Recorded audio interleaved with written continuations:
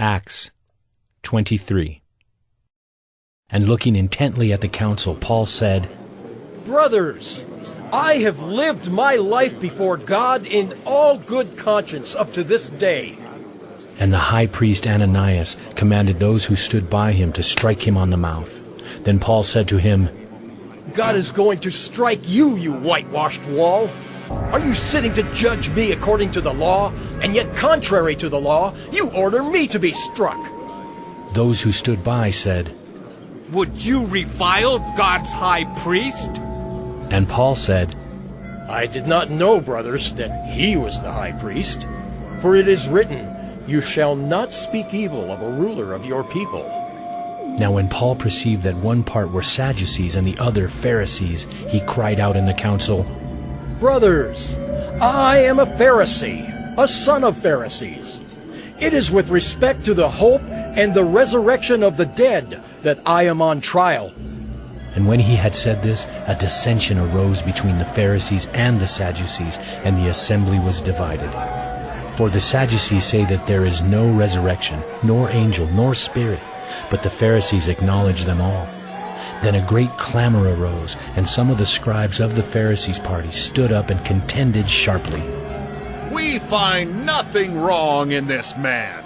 What if a spirit or an angel spoke to him? And when the dissension became violent, the tribune, afraid that Paul would be torn to pieces by them, commanded the soldiers to go down and take him away from among them by force and bring him into the barracks. The following night the Lord stood by him and said, Take courage, for as you have testified to the facts about me in Jerusalem, so you must testify also in Rome. When it was day, the Jews made a plot and bound themselves by an oath neither to eat nor drink till they had killed Paul. There were more than 40 who made this conspiracy. They went to the chief priests and elders and said, We have strictly bound ourselves by an oath to taste no food till we have killed Paul. Now therefore, you along with the council, give notice to the tribune to bring him down to you, as though you were going to determine his case more exactly, and we are ready to kill him before he comes near. Now the son of Paul's sister heard of their ambush, so he went and entered the barracks and told Paul.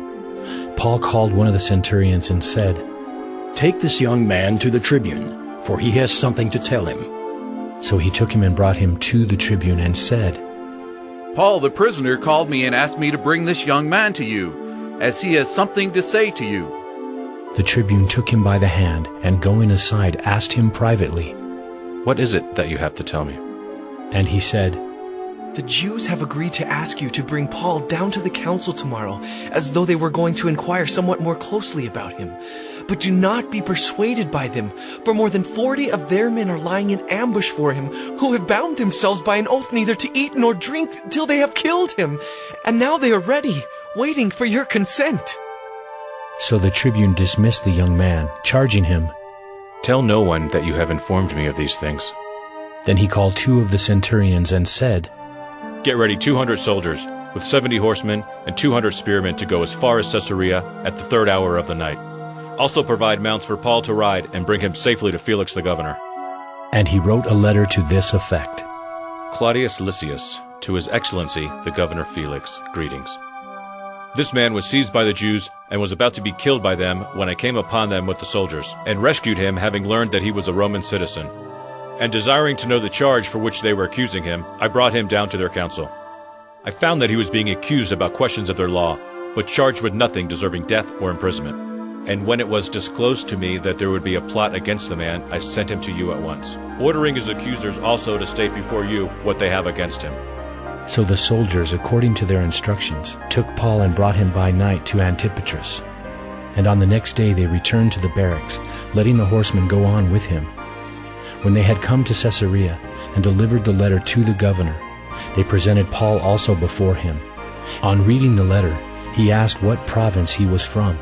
And when he learned that he was from Cilicia, he said, I will give you a hearing when your accusers arrive. And he commanded him to be guarded in Herod's praetorium.